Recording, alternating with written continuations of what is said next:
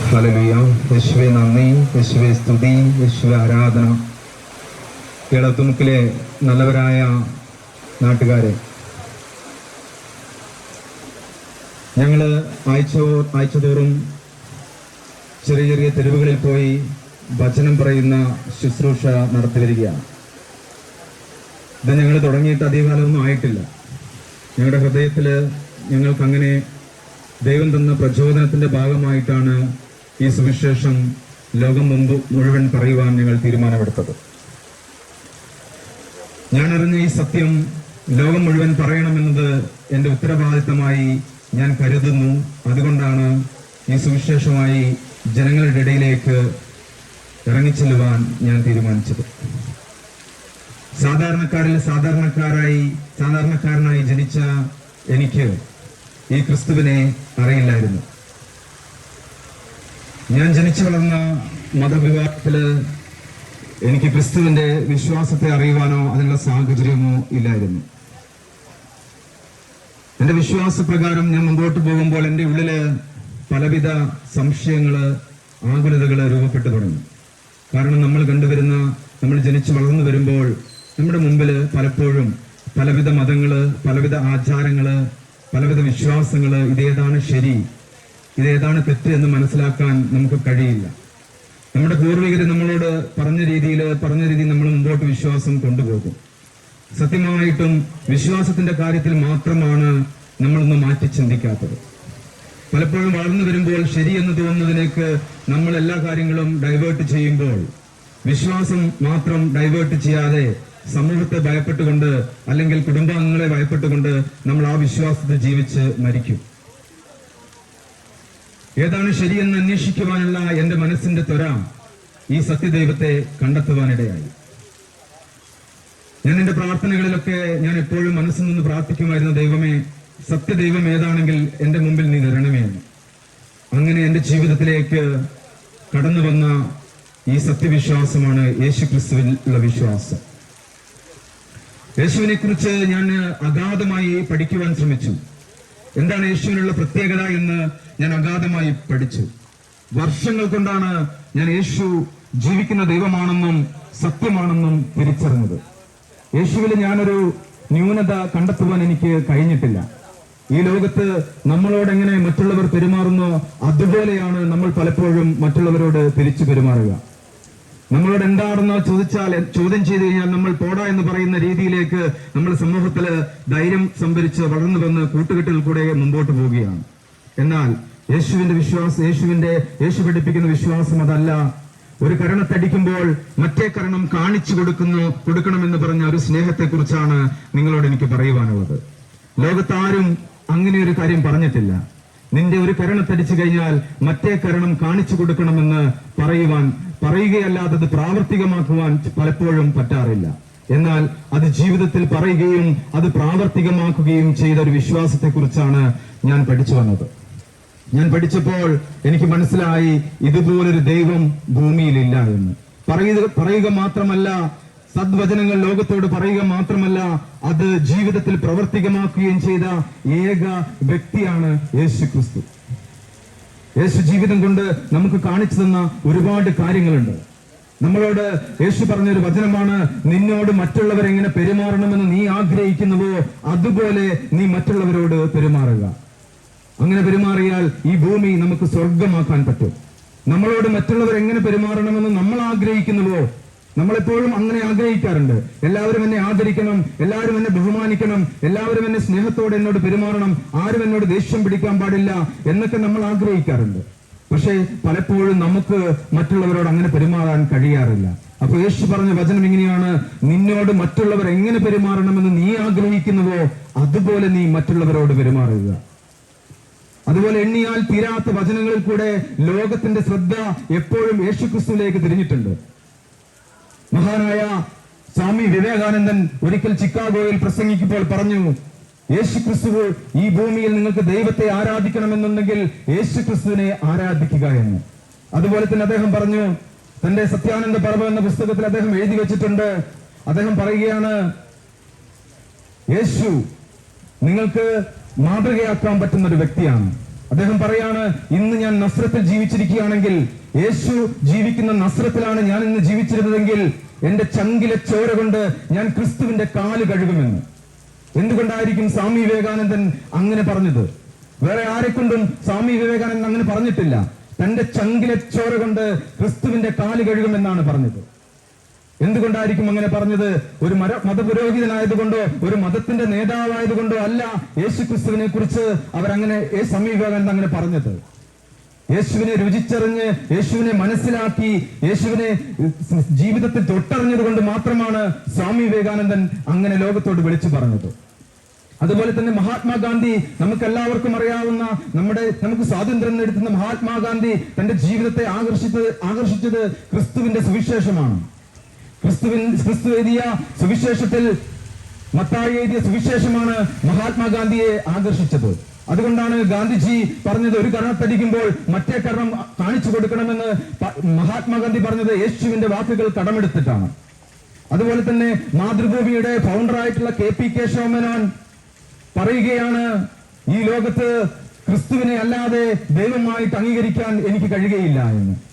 യേശുക്രിസ്തുവിന്റെ സുവിശേഷത്തെ പ്രതി, യേശുക്രിസ്തുവിനുള്ള വിശ്വാസത്തെ പ്രതി അദ്ദേഹത്തിന്റെ ആത്മകഥയ്ക്ക് അദ്ദേഹം പേരിട്ടിരിക്കുന്നത് യേശുദേവൻ എന്നാണ്. അങ്ങനെ അനവധിയായ വ്യക്തികൾ, മഹാത്മാക്കൾ യേശുക്രിസ്തുവിനെ ഇന്നും ലോകത്തിൽ അംഗീകരിച്ച് മുമ്പോട്ട് പോകുന്നു. ഇന്ന് നിങ്ങൾ യൂട്യൂബൊക്കെ തുറന്നു നോക്കിയിട്ട് യേശുവിനെ കുറിച്ച് മഹാത്മാക്കൾ പറഞ്ഞ കാര്യങ്ങൾ എന്താണെന്ന് സെർച്ച് ചെയ്താൽ വ്യക്തമായി മനസ്സിലാകും യേശു ക്രിസ്തു ആരാണെന്ന്. ഈ യേശുവിനെ പ്രഘോഷിക്കുക എന്നുള്ളതാണ് ഞങ്ങളുടെ ലക്ഷ്യം. യേശുവിനെ അറിയാത്ത ദേശങ്ങളിൽ പോയി യേശുവിനെ പ്രഘോഷിക്കുക എന്നത്, യേശുവിനെ പരിചയപ്പെടുത്തുക എന്നുള്ളത് ഞങ്ങളുടെ ഉത്തരവാദിത്തമായി ഞങ്ങൾ കരുതുന്നു. എന്റെ ജീവിതം ചെറുതായിട്ട് ഞാൻ നിങ്ങളോട് പറയാം. ഞാൻ ജനിച്ചു വളർന്ന മതത്തില് യേശു ക്രിസ്തുവിനെ തിരിച്ചറിയാൻ കഴിയാതെ ജീവിച്ചിരുന്നപ്പോൾ ഞാൻ ആകുലപ്പെട്ട് ജീവിച്ചിരുന്ന, ദൈവമേ, എന്റെ ഈ കഷ്ടപ്പാടും ദുരിതത്തിലും എന്നെ ഈ നന്മയിലേക്ക് നയിക്കാൻ, എന്റെ മോശമായ ജീവിതത്തിൽ കൈപിടിച്ച് നടത്താൻ ഒരു ദൈവം ഭൂമിയിലില്ലേ എന്ന് ഞാൻ അന്വേഷിച്ചു നടന്ന കാലം. അന്ന് എന്റെ ജീവിതത്തിലേക്ക് യേശു പല രൂപത്തിലായിട്ട് കടന്നു വന്നു. ഞാൻ യേശുവിനെ ആദ്യം സ്വീകരിച്ചില്ല. വർഷങ്ങൾ കൊണ്ട് ഞാൻ പരീക്ഷിച്ചറിയുകയാണ് യേശുവിനെ. ഇത് ജീവിക്കുന്ന ദൈവമാണോ, ഇത് ഒറിജിനലാണോ, ഇതെന്ന് ഞാൻ കണ്ടെത്തി. പലപ്പോഴും ഞാൻ അന്വേഷിച്ചു. പല പരീക്ഷണങ്ങളിലും ഞാൻ പരാജയപ്പെടുകയും യേശു ജയിക്കുകയും ചെയ്തു. ആ ജയം എന്റെ വിജയത്തിന് വേണ്ടിയായിരുന്നെന്ന് പിന്നീട് ഞാൻ മനസ്സിലാക്കി. ഞാൻ അമ്മയുടെ ഉദരത്തിൽ ജനിക്കുന്നതിന് മുമ്പേ, ഞാൻ ഈ ഭൂമിയിലേക്ക് വരുന്നതിന് മുമ്പേ എന്റെ അച്ഛൻ, എന്നെ ജനിപ്പിച്ച ആള് ഈ ഭൂമിയിൽ നിന്ന് എങ്ങോട്ടോ കടന്നുപോയി. ഞാൻ എന്റെ അച്ഛനെ കണ്ടിട്ടില്ല. ദാരിദ്ര്യത്തിന്റെയും കഷ്ടപ്പാടിന്റെയും ദുരിതത്തിന്റെയും മേഖലയിൽ കൂടി ഞാൻ ജീവിച്ചു പോന്നു. എന്റെ അമ്മ പണിക്ക് പോകുന്ന വീട്ടിലെ ആഹാരമായിരുന്നു എന്റെ വൈകുന്നേരങ്ങളിലെയും ആഹാരം. സ്കൂൾ വിട്ട് കഴിഞ്ഞാൽ ഞാൻ ഓടിച്ചെല്ലുന്നത് അമ്മ പണിക്ക് പോകുന്ന വീട്ടിലെ ആഹാരത്തിന് വേണ്ടിയാണ്.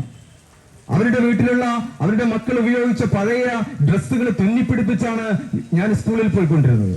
കഷ്ടപ്പാടിന്റെയും ദുരിതത്തിന്റെയും മേഖലയിൽ കൂടി മുമ്പോട്ട് പോയപ്പോൾ ഇതിൽ നിന്ന് എന്നെ രക്ഷിക്കാൻ ആരുമില്ലേ എന്ന് എന്റെ മനസ്സ് എപ്പോഴും ചോദിക്കുന്നുണ്ടായിരുന്നു. അങ്ങനെ പോകുമ്പോൾ എന്റെ മുമ്പിലേക്ക് കർത്താവ് കടന്നു വന്നു, യേശു കടന്നു വന്നു. ഞാനാണ് ജീവിക്കുന്ന ദൈവമെന്ന് അനുഭവങ്ങളിൽ കൂടി എന്നെ യേശു പഠിപ്പിച്ചു. അനവധിയായ അനുഭവങ്ങളിൽ എന്നെ ഇത് ജീവിക്കുന്ന ദൈവമാണെന്ന് എനിക്ക് തിരിച്ചറിയാൻ ഞാൻ ഇടയായി. എന്റെ ഭൗതിക സാഹചര്യങ്ങൾ വളരെ മോശമായിരുന്നു. എന്നാൽ എന്നെ ദൈവം വർഷങ്ങൾക്ക് ശേഷം മാനിക്കുകയും, വർഷങ്ങൾക്ക് ശേഷം ഞാൻ നല്ലൊരു ജോലിയിൽ എത്തപ്പെടുകയും, സൗദി അറേബ്യയിൽ പോകുകയും, അതുപോലെ ഒരുപാട് കാര്യങ്ങളിൽ, ജോലികളിലൊക്കെ എനിക്ക് ഇടപെടുവാനും കഴിഞ്ഞു. അതിന്റെ ഫലമായി എന്റെ ഭൗതിക സാഹചര്യങ്ങൾ മെച്ചപ്പെട്ടു എന്ന് മാത്രമല്ല, എന്റെ ആത്മീയ മേഖലയും മെച്ചപ്പെട്ടു. ഇങ്ങനെയൊരു ദൈവത്തെ പ്രഘോഷിക്കപ്പെടണമെന്ന് എന്റെ ഉത്തരവാദിത്തമായി ഞാൻ കരുതുന്നു. അതുകൊണ്ടാണ് ഈ ദൈവത്തെ പ്രഘോഷിക്കുവാൻ വേണ്ടിയാണ് ഈ ദേശത്തേക്ക് ഞങ്ങൾ കടന്നു വന്നത്. ഈ സത്യം തിരിച്ചറിയാതെ പോകരുത്. കാരണം അനവധിയായ അത്ഭുതങ്ങളും അടയാളങ്ങളും ഞാൻ എന്റെ കണ്ണുകൾ കൊണ്ട് കണ്ടു. ഞാൻ ഇന്ന് നേരിട്ട് അനുഭവിച്ചറിയുന്നു. വൈദ്യശാസ്ത്രം തള്ളിക്കളഞ്ഞ ഒരുപാട് കേസുകള് ദൈവത്തിൽ ആശ്രയിച്ചതുകൊണ്ട് യേശു ക്രിസ്തുവിൽ ആശ്രയിക്കുമ്പോൾ അത്ഭുതകരമായി സൗഖ്യമാകുന്നത് ഞാൻ കണ്ടിട്ടുണ്ട്. ഡോക്ടർമാർ ഇനിയൊരു രക്ഷയുമില്ല, നിങ്ങൾക്ക് എങ്ങോട്ട് വേണമെങ്കിലും കൊണ്ടുപോകാമെന്ന് പറയുന്ന കേസുകൾ പലപ്പോഴും യേശുവിലുള്ള വിശ്വാസത്തിൽ പ്രാർത്ഥിക്കുകയും അവരുടെ ജീവിതത്തിലേക്ക് തിരിച്ചു വരികയും ഞാൻ കണ്ടിട്ടുണ്ട്. ഞാൻ എന്റെ ചെറുപ്പകാലത്ത് എന്നെ നിയന്ത്രിക്കുവാൻ ആരുമില്ലാത്തത് കൊണ്ട് കള്ളുകുടിയുടെയും സിഗരറ്റ് വലിയുടെയും തോന്നിവാസത്തിന്റെ എല്ലാ മേഖലകളിൽ കൂടിയും സഞ്ചരിക്കുന്ന ഒരു വ്യക്തിയായിരുന്നു. എന്നാൽ ഈ വിശ്വാസത്തിലേക്ക് വന്നപ്പോൾ ഞാനൊരു പെർഫെക്റ്റ് ആയിട്ടുള്ള ഒരു മനുഷ്യനായി മാറി. ഒരു കാലത്ത് ഞാൻ നാട്ടിന് ശാപമായി എല്ലാവർക്കും ശല്യമായി മാറിക്കൊണ്ടിരുന്ന ഒരു കാലത്ത് നിന്ന് ഇപ്പോൾ ഞാൻ നാടിനൊരു നല്ല പൗരനായി, ഒരു വ്യക്തിത്വമുള്ള ഒരു ഉടമയാക്കി എന്നെ മാറ്റിയത് ഈ വിശ്വാസമാണ്. ഈ വിശ്വാസത്തിന് ജാതിയുടെയോ മതത്തിന്റെയോ അതിർവരമ്പുകൾ ഇല്ല എന്ന് എനിക്ക് വ്യക്തമായിട്ട് അറിയാം. നിർഭാഗ്യവശാൽ ഇന്ന് ലോകത്തിൽ ക്രിസ്തുവിനെ അറിയപ്പെടുന്നത് ക്രിസ്ത്യാനികളുടെ ദൈവമായിട്ടാണ്. എന്നാൽ യേശു ക്രിസ്തു ഒരു മതം രൂപീകരിക്കുകയോ അതിനടിസ്ഥാനമിട്ട് പ്രവർത്തിക്കുകയോ ചെയ്തിട്ടില്ല. യേശു ക്രിസ്തു എല്ലാവരെയും സ്നേഹിക്കുന്ന ഈ ഭൂമിയിലേക്ക് വന്ന സത്യദൈവമാണെന്ന് നമുക്ക് രുചിച്ചറിയാൻ പറ്റും. നിങ്ങളുടെ അവസ്ഥകൾ ഏത് തന്നെ അവസ്ഥയായാലും, ഏത് സാഹചര്യമായാലും, യേശുവേ എന്റെ ജീവിതത്തിലേക്ക് നീ കടന്നു വരണമേ, എന്റെ ജീവിതത്തിൽ നീ ഇടപെടണമേ എന്ന് ഒരു വാക്ക് മനസ്സുകൊണ്ട് പറഞ്ഞാൽ നിങ്ങളുടെ ജീവിതത്തിലേക്ക് യേശു കടന്നു വരും. യേശുവിന് ഇന്ന് പ്രാർത്ഥനാലയത്തിൽ പോയി പ്രാർത്ഥിക്കണമെന്നോ ഇന്ന് പള്ളിയിൽ പോയി പ്രാർത്ഥിക്കണമെന്നോ എന്ന യാതൊരു നിബന്ധനയുമില്ല. എവിടെ നിന്ന് നിങ്ങൾ വിളിക്കുന്നു, നിങ്ങളുടെ മനസ്സുകൊണ്ട് ഇന്ന് ഈ തെരുവിൽ പറഞ്ഞ ആൾക്കാർ പറയുന്നു യേശുവിൽ വിശ്വസിച്ചാൽ നിന്റെ എല്ലാ പ്രശ്നങ്ങൾക്കും പരിഹാരമാകുമെന്ന് പറഞ്ഞിട്ടുണ്ട്. എന്നാൽ എന്റെ ഇന്ന പ്രശ്നങ്ങളിലേക്ക് നീ കടന്നു വരണമെന്ന് മനസ്സുകൊണ്ട് ആത്മാർത്ഥമായി പ്രാർത്ഥിക്കുമ്പോൾ നിങ്ങളുടെ ജീവിതത്തിലേക്ക് യേശു കടന്നു വരുന്നതും അത്ഭുതങ്ങളും ചെയ്യുന്നതും നിങ്ങൾക്ക് രുചിച്ചറിയാൻ കഴിയും. നിങ്ങളുടെ അനുഭവത്തിൽ നിങ്ങൾക്കത് മനസ്സിലാക്കാൻ പറ്റും. ഓരോ മനുഷ്യനും ഏറ്റവും വലുത് അവന്റെ അനുഭവങ്ങളാണ്. ആ അനുഭവത്തിന്റെ വെളിച്ചത്തിലാണ് ഞങ്ങൾക്ക് ഇവിടെ നിന്ന് ഇത് പറയാൻ കഴിയുന്നത്. ഒരു ദേശത്തൊരു ഡോക്ടറുണ്ട്, അത് നല്ല ഡോക്ടറാണെങ്കിൽ നമ്മളോട് ആ ഡോക്ടറെ അടുത്ത് പോയ ആൾക്കാർ പറയും അവിടെ ഒരു നല്ല ഡോക്ടറുണ്ട്, നിങ്ങൾ അവിടെ പോയി ചികിത്സിക്കുന്നതാണെങ്കിൽ നിങ്ങൾക്ക് രോഗം കുറയുമെന്ന്. അത് അവരുടെ അനുഭവം കൊണ്ടാണ് അവർ നമ്മളോട് പറയുന്നത് അത് നല്ല ഡോക്ടറാണെന്ന്. ഇതുപോലെ തന്നെയാണ് അനുഭവത്തിന്റെ വെളിച്ചത്തിലാണ് ഞാൻ പറയുന്നത് എന്റെ ഈ യേശു നിങ്ങളുടെ എല്ലാ പ്രശ്നങ്ങളിലേക്കും കടന്നു വരും. 44 വർഷമായി ഞാൻ ഈ ഭൂമിയിലേക്ക് കടന്നു വന്നിട്ട് നശിച്ച് എന്റെ കൂട്ടുകാരുമൊത്ത് നശിച്ചൊരു നാടിന് വേണ്ടാത്തവനായി എന്ന് ഒടുങ്ങേണ്ട എന്നെ ദൈവം വിളിച്ച് മാറ്റി നിർത്തിയപ്പോൾ ഞാൻ സമാധാനവും സന്തോഷം എന്തെന്നറിയുകയും എന്റെ കുടുംബവും നാട്ടുകാരും വീട്ടുകാരും സന്തോഷത്താൽ നിറയുകയും ചെയ്തു. ഞാനിന്ന് കാണുന്നവരോടും പറയുന്നവരോടും ഒക്കെ യേശുവിനെ കുറിച്ച് പറയുന്നത് യേശു സത്യദൈവമാണ്. നിങ്ങൾ ഒരു പ്രാവശ്യമെങ്കിലും യേശുവിനെ വിളിച്ചു നോക്കൂ, നിങ്ങളൊന്ന് വിശുദ്ധ ഗ്രന്ഥമായ ബൈബിൾ ഒന്ന് വായിച്ചു നോക്കൂ, യേശു എന്താണ് പറഞ്ഞതെന്ന് മനസ്സിലാക്കി നോക്കൂ എന്ന് മാത്രമാണ് ഞങ്ങൾക്ക് നിങ്ങളോട് പറയുവാനുള്ള. അതാണ്, നിങ്ങൾ ഒരു പ്രാവശ്യമെങ്കിലും ഈ വിശുദ്ധ ഗ്രന്ഥം ബൈബിള് ഒന്ന് വായിക്കുവാൻ തയ്യാറാകണം. അതിൽ യേശു പറഞ്ഞത് എന്താണെന്ന് നിങ്ങളൊന്ന് അതിനകത്ത് പഠിക്കാൻ ശ്രമിക്കണം. അങ്ങനെ പഠിക്കുമ്പോൾ നമുക്ക് മനസ്സിലാകും യേശു ഭൂമിയിൽ മനുഷ്യനെ നന്മയിലേക്ക് ദൈവത്തിലേക്ക് കൂട്ടിക്കൊണ്ടുപോകാൻ വന്ന ഈ ഭൂമിയിൽ വന്ന ദൈവമാണെന്ന്. യേശു ഒരു പാപവും ചെയ്തിട്ടില്ല, ഒരു തിന്മയും ചെയ്യാത്ത ഒരു മനുഷ്യനെ പിടിച്ച് ക്രൂശിൽ തറച്ചു അന്നത്തെ യഹൂദരായ മനുഷ്യർ. ഒരു പാപവും ഞാൻ എപ്പോഴും ചിന്തിച്ചിട്ടുണ്ട്, എന്തിനാണ് പാപം ചെയ്യാത്ത ഈ ഒരു മനുഷ്യനെ ക്രൂശിൽ തറച്ചതെന്ന്. സ്വയം രക്ഷിക്കാൻ കഴിയാതെ പിന്നെ എങ്ങനെ യേശുവിന് മറ്റുള്ളവരെ രക്ഷിക്കാൻ കഴിയുമെന്ന് എന്റെ മനസ്സിൽ പലപ്പോഴും ഞാൻ ചോദിച്ചിട്ടുണ്ട്. നമ്മൾ പ്രാർത്ഥിക്കാൻ ചെല്ലുമ്പോൾ യേശു തന്നെ ക്രൂശിൽ കിടക്കുന്നു, യേശുവിനെ രക്ഷിക്കാൻ കഴിഞ്ഞില്ല, പിന്നെ എങ്ങനെയാണ് എന്റെ ജീവിതത്തിൽ ഇടപെടുന്നത് ഞാൻ എപ്പോഴും ചോദിച്ചിട്ടുണ്ട്. അതിന്റെ ഉത്തരമായി എന്റെ ജീവിതത്തിലേക്ക് യേശു പലപ്പോഴായിട്ട് എന്നെ പഠിപ്പിച്ചു തന്നു. പാപമില്ലാത്തവൻ എന്തിനാണ് മരിക്കപ്പെട്ടതെന്ന് ചോദിച്ചാൽ പാപികളായ നമ്മൾക്ക് വേണ്ടിയാണ് യേശു മരിച്ചത്. സകല ഇനി ജനിക്കാൻ പോകുന്നതും ജനിച്ചു കഴിഞ്ഞതും ഇപ്പോൾ ജീവിച്ചിരിക്കുന്നതുമായ എല്ലാ പാപികൾക്കും വേണ്ടി യേശു നമുക്ക് വേണ്ടി ക്രൂശിൽ മരിച്ചു. ക്രൂശിൽ മരിക്കുമ്പോഴും യേശുവിനെ ഒരു കണ്ണ് കാണാത്ത ഒരു ഭടൻ യേശു മരിച്ചോ എന്നറിയാൻ വേണ്ടി കുന്തം കൊണ്ട് നെഞ്ചിലേക്ക് കുത്തുന്നുണ്ട്. അപ്പോൾ യേശുവിന്റെ ആ മുറിവിൽ നിന്ന് ഒരു തുള്ളി രക്തം, ഒരു തുള്ളി വെള്ളം ആ ഒരു കണ്ണ് കാണാത്ത ആ അന്ധനായ മനുഷ്യന്റെ കണ്ണിലേക്ക് തെറിക്കുകയും അവന് കാഴ്ച ലഭിക്കുകയും ചെയ്തു. ഇതിൽ നിന്ന് നമുക്ക് എന്ത് മനസ്സിലാക്കാം? യേശു അവസാനത്തുള്ളി രക്തം വരെ, അവസാനത്തുള്ളി വെള്ളം വരെ ശത്രുവിനെ സ്നേഹിക്കുവാൻ വേണ്ടി ഉപയോഗിക്കുന്നു എന്ന്. ശത്രുവിനെ സ്നേഹിക്കാൻ ഉപയോഗിക്കുന്ന ഒരു സ്നേഹം ലോകത്ത് നമുക്ക് വേറെ കാണിക്കാൻ പറ്റില്ല. ശത്രുക്കൾക്ക് വേണ്ടി പ്രാർത്ഥിക്കണമെന്നും ശത്രുക്കൾക്ക് വേണ്ടി അവരെ അനുഗ്രഹിക്കണമെന്നും പറയുന്ന ഒരു സ്നേഹം ലോകത്ത് കാണാൻ കഴിയില്ല.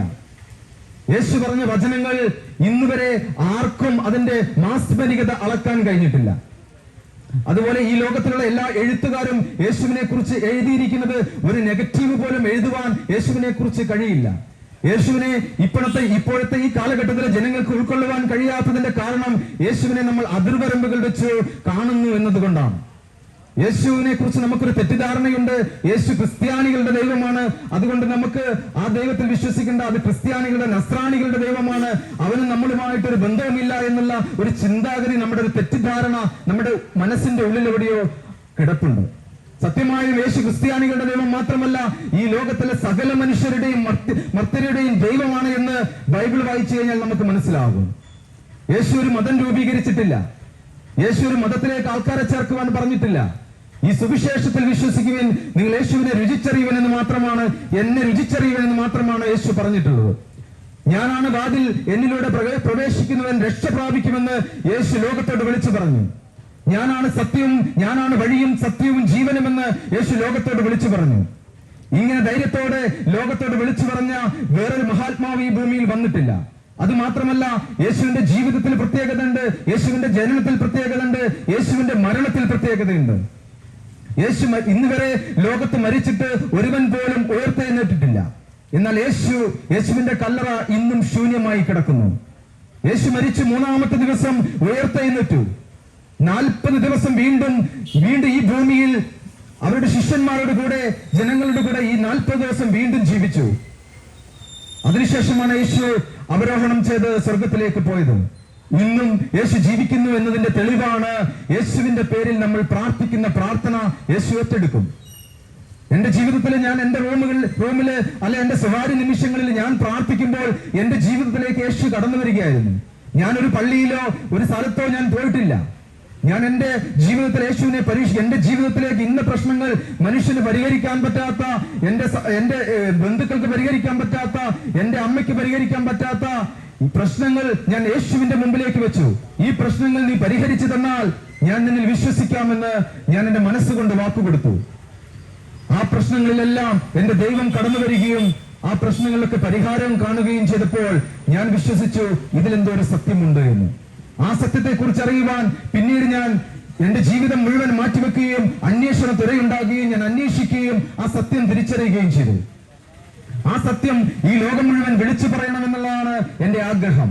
കാരണം ഈ സമൂഹത്തില് നശിച്ചു പോകേണ്ട ഒരു മകനായി, ഈ സമൂഹത്തില് കൂട്ടുകൂടി നശിച്ചു പോകേണ്ട ഒരു മകനായി തീർന്ന ഞാൻ ഇന്ന് രക്ഷയുടെ ആ സുഖം അനുഭവിക്കുന്നു. സന്തോഷത്തോടെ, സമാധാനത്തോടെ യേശുവിന്റെ സുവിശേഷം മറ്റുള്ളവരിലേക്ക് എത്തിക്കുവാൻ ശ്രമിക്കുന്നു. ഈ സുവിശേഷം പറയുവാൻ എന്നെ പരിചയമുള്ള പലരും ഈ നാട്ടിലുണ്ട്. ഞാനിവിടെ വന്ന് ഇറങ്ങിയപ്പോൾ എന്നെ പരിചയമുള്ള പലരും എന്റെ അടുത്ത് വന്നു. അപ്പോൾ എനിക്ക് സത്യത്തില് ഞാനിങ്ങനെ ചിന്തിക്കുമായിരുന്നു, ഇവരുടെ മുമ്പിൽ എന്നെ ഇവർക്ക് അറിയില്ല, എന്നാലും എന്റെ വിശ്വാസം ഇവർക്ക് അറിയില്ല. ഇവരോട് ഞാൻ എങ്ങനെ ഇവരുടെ മുമ്പിൽ ഞാൻ എങ്ങനെ എന്റെ വിശ്വാസം ഏറ്റുപറയും? ഇവരുടെ മുമ്പിലല്ലാതെ പിന്നെ ആരുടെ മുമ്പിലാണ് ഈ വിശ്വാസം ഏറ്റുപറയേണ്ടതെന്നുള്ള ചിന്ത എന്നെ പിന്നീട് നിങ്ങളോട് ഇത് വചനം പറയുവാൻ എന്നെ ധൈര്യശാലിയാക്കി. കാരണം ഈ വിശ്വാസം പറയാതെ വയ്യ. കാരണം ഇത് എന്നെയും നിങ്ങളെയും രക്ഷിക്കുന്ന വിശ്വാസമാണ്. ലോകത്തിന്റെ അങ്ങേ അറ്റത്തോളം പോയി ഈ സുവിശേഷം പറയുക എന്നുള്ളത് എന്റെ ഉത്തരവാദിത്തമാണ്. കാരണം നാളെ ഈ ഭൂമിയിൽ ഉണ്ടോ ഇല്ലയോ എന്ന് നമുക്കോ നിങ്ങൾക്കോ എനിക്കോ അറിയത്തില്ല. അറിയുന്ന ജീവിക്കുന്ന ഈ നിമിഷം ഈ സത്യത്തെ വിളിച്ചു പറയണം. ഒരാളെങ്കിലും ഇത് കേട്ട് ഈ സത്യത്തിലേക്ക് വരികയും മാനസികമായോ സാമ്പത്തികമായോ ഏതെങ്കിലും ദുഃഖത്തിൽ കൂടി കടന്നു പോകുന്ന ഏതെങ്കിലും ആള് ഇത് കേൾക്കുകയും അവര് സന്തോഷത്തിലേക്ക് വരികയും സമാധാനത്തിലേക്ക് വരികയും തന്റെ പ്രശ്നങ്ങളിൽ നിന്ന് മാറി ഒരു നല്ല ജീവിതം കെട്ടിപ്പടുക്കുകയും കഴിഞ്ഞാൽ അത് സമൂഹത്തിനും അവനും ഒരു നന്മയായി മാറും. അവൻ ദൈവത്തിലേക്ക് ഒരു പുതിയ സൃഷ്ടിയായി മാറും.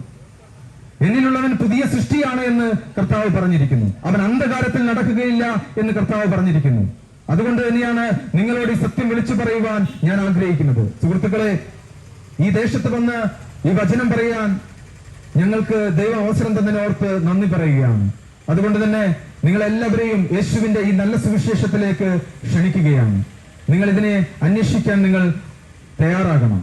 നിങ്ങളുടെ മുമ്പിൽ നന്മയും തിന്മയും വെച്ചിട്ടുണ്ട്. നിങ്ങൾക്കിത് തെരഞ്ഞെടുക്കാം, തെരഞ്ഞെടുക്കാതിരിക്കാം. നിങ്ങൾക്കിത് അന്വേഷിക്കാതിരിക്കാം. അത് നിങ്ങളുടെ ഇഷ്ടമാണ്. അതുകൊണ്ട് തന്നെ സ്നേഹിതരെ, പൂർണ്ണമായി ഞങ്ങളുടെ ആത്മാർത്ഥമായി ഞങ്ങളുടെ ഹൃദയത്തിന്റെ ഉള്ളിൽ നിന്നാണ് ഞങ്ങളിത് വിളിച്ചു പറയുന്നത്. ഇതിൽ ഞങ്ങൾക്ക് യാതൊരുവിധ ലാഭവുമില്ല. ഞങ്ങളുടെ സമയവും എല്ലാം ഇത് മാറ്റിവെച്ചത് നിങ്ങളുടെ നന്മയ്ക്ക് വേണ്ടിയിട്ടാണ്. പലപ്പോഴും ഇത് പറയുമ്പോൾ ഒരു കാലത്ത് ഇങ്ങനെ പറയുന്നവരെ ഞാൻ പരിഹസിക്കുമായിരുന്നു.